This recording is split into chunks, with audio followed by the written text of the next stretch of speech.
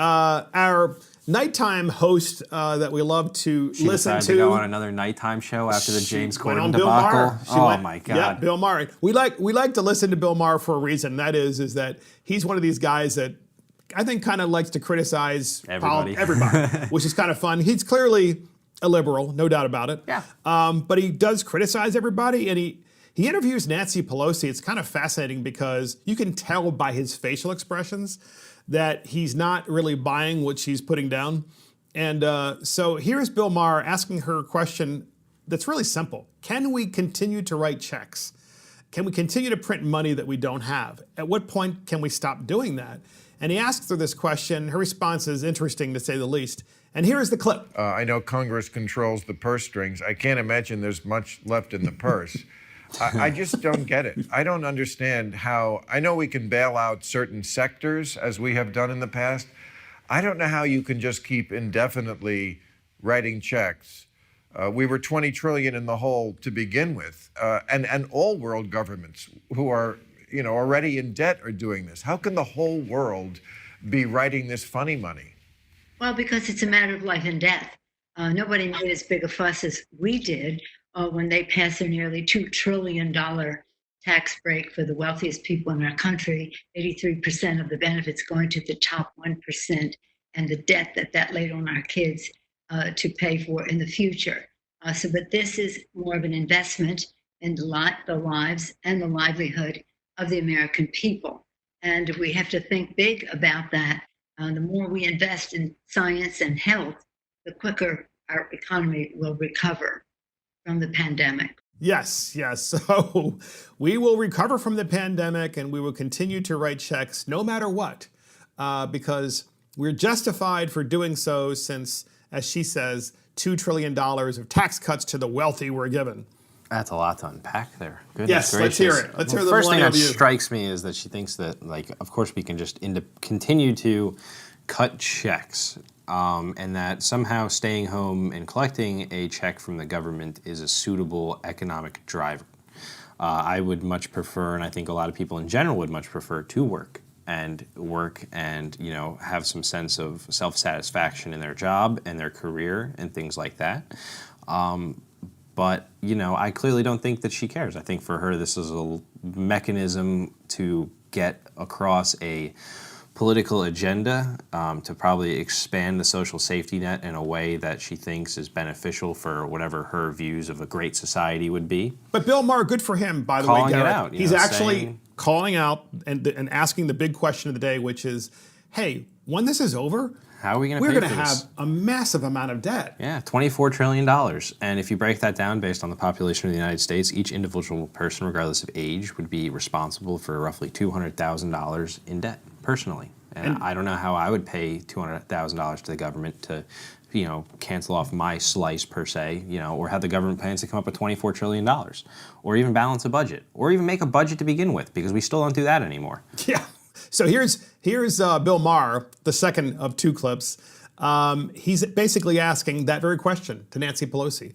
What about the national debt? Yeah. And we have a clip on that, and here it is. And I share your concern about the national debt. It's a bill that we don't want our children to pay, so we have to grow the economy to make up. Well, national debt is one thing. I'm worried about, the whole thing collapsing and we going into a depression. But let's end on a happy note and hope that doesn't happen.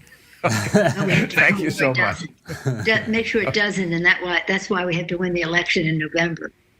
Okay. Yes, I agree with that. All right. Thank you. Take care of yourself. You too. Stay safe. Because they'll be such better stewards of your money. The Democrats will if they win in November. Yeah, because I take them as the party that's not going to ramp up spending and things like that. Let me just give an example, okay? We're in a pandemic. The first stimulus was $2.2 trillion. And that stimulus went to small businesses and, yes, some big businesses, with the caveat that they had to keep people on their payroll. Yes. So in other words, people retained their jobs with that stimulus. Now compare this to the Obama stimulus during the Great Depression, during the Great Recession, although it did feel like a depression for many. Yeah. The Obama stimulus gave hundreds of millions of dollars in chunks that large to his friends who were in the renewable energy business. Now, I'm just curious. They say, well, that's going to create jobs. No, it actually didn't. It created jobs temporarily until the facilities were built, and then there were basically hardly any jobs to operate them. What we're doing is actually saving all of the existing jobs to the extent that we can with this stimulus. Now, are any of us happy that we have this massive debt? Of course not. No. But what is her solution? She didn't answer the question from Bill Maher. He's like, I'm concerned about this national debt and things collapsing. And she's like, well, you just have to elect us in November and everything will be fine. Yeah, there's no policy there. There's nothing on the horizon to deal with it. They have an agenda, and if they get elected, it'll be about that agenda. And I can guarantee you that it has nothing to do with the debt, and because, quite frankly, neither party has done anything to address the debt. They haven't. They have been blowing spending out of proportion. For the last 20 years, more so even before that, and it's abhorrent. There's a popular economic theory out there, and I think it has root with a lot of politicians, and that is because the United States is the biggest country in the world economically, that debt doesn't matter, and that you can basically take out as much debt as you want all the time, and that it's somehow actually healthier for the economy. And sure, I'm sure small quantities of debt are important for things like, credit ratings and bond ratings and assessments like that. But $24 trillion and approaching 100% of GDP is not healthy. That is in a place where... Look, we've exported many of our jobs to China and to other parts of the world. And so one of the reasons why, we have a large debt, and we did, that obviously was expanded, is because of the wars. Obviously the war in Afghanistan and the war that expanded in the Middle East because of the war on terrorism. In fact, in the last 20 years, this is interesting, in the last 20 years, right, slightly less than how old you are, we've had three major events here in the United States. First is we had 9/11. Yes. And that required a massive stimulus. Yes. And then we had, of course, the Great Recession, which required a series of massive stimuluses, TARP, which were, in my opinion, very inappropriately used. And then now we have the pandemic, yes, which also has a series of massive stimuluses. That's just in 20 years. Yeah. So this is not sustainable. If we have another massive economic crisis as a result of a pandemic or some sort of attack or what have you, there's going to be a problem. Yeah. I mean, our currency will get to a point where it's not worth anything. And it's my generation that is going to be screwed.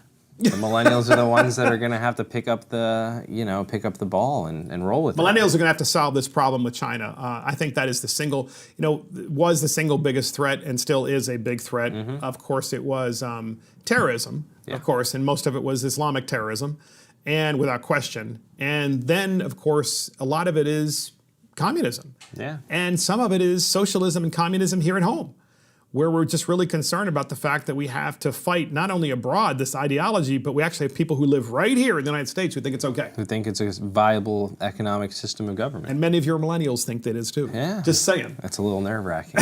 Some people are like, I can't wait for your generation to have power. Like, they're like, Garrick, you're a reasonable Republican. Can't wait for you to be, mature and older. And I'm like, I think I kind of want this generation to hang on a little bit longer.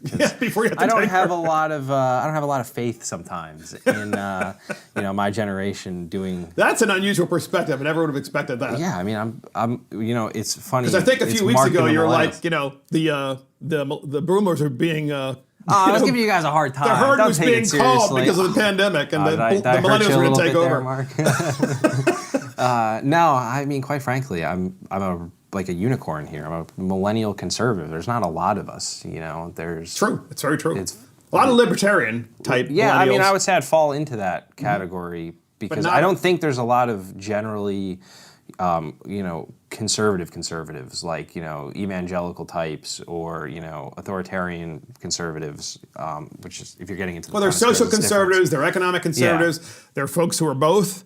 Obviously, they're libertarians. Kind of like the live and let live, but also at the same time, keep out of my life because I want privacy. I don't want you, that kind of thing. I mean, obviously that exists now with boomers as well, but I do agree with you. I'm hoping, and by the way, podcast listeners, one of the objectives of this podcast is to convince and give some advice and provide some, substantive info about why, what we're talking about makes sense. and why we want millennials, when they do inherit the earth, to actually do so in a way that is consistent with the Constitution of the United States. It's like a great job interview. You guys are all wanting to know, what are we going to do when we get it? It is. That's right. It's a regular job. Very good. I like that.